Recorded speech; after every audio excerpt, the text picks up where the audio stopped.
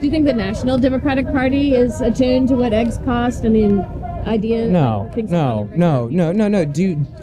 Senators make over $100,000 a year, and I don't know how I'm going to make rent next month. He's talking about helping to create publicly funded grocery stores so that people can get food that's affordable, making buses free. He's giving people a positive agenda, not just going after Trump. The cost of housing, the cost of childcare, the cost of groceries. The word socialist, of course, has been vilified and used to attack you specifically.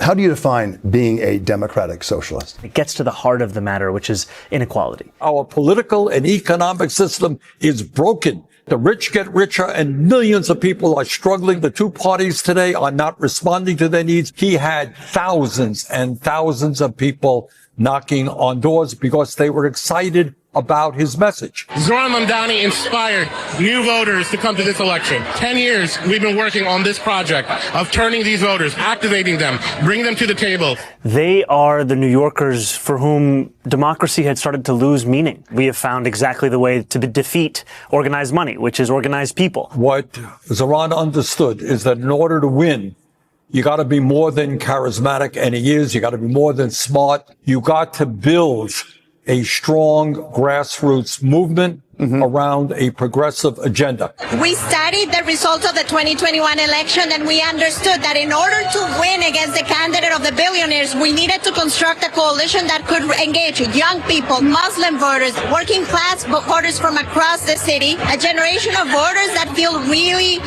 disillusioned with the Democratic Party. This was such a campaign between a hopeful vision of the future and a sort of dark, sour politics of the past. The same donors, the same corruption, the same small vision funded by big money. Look, what is the Democratic Party today, Chris? It is, I don't think people can argue with us.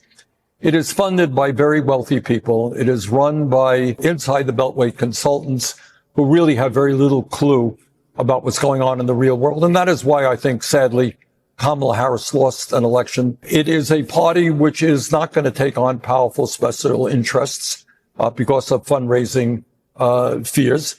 And it certainly has turned its back on working people. And the question is, will the Democratic leadership learn from his campaign? I doubt it. But it doesn't really matter what they think.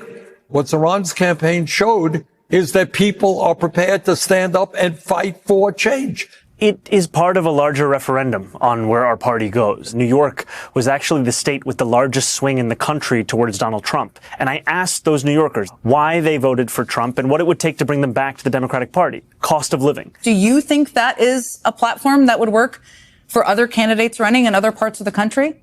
Absolutely. I think what Americans coast to coast are looking for are people who will fight for them. The line isn't between progressives and moderates, it's between fighters and folders. This is an opportunity for New York to lead the way. This is an ever-expanding coalition. It's not one that is trying to keep tabs of when people join this fight. It's one that's looking to actually deliver on this fight. Right now, what I'm feeling is excitement and energy, and ultimately immense gratitude at this opportunity. Critics said that he should wait his turn, that he didn't have the experience, he didn't have the right name.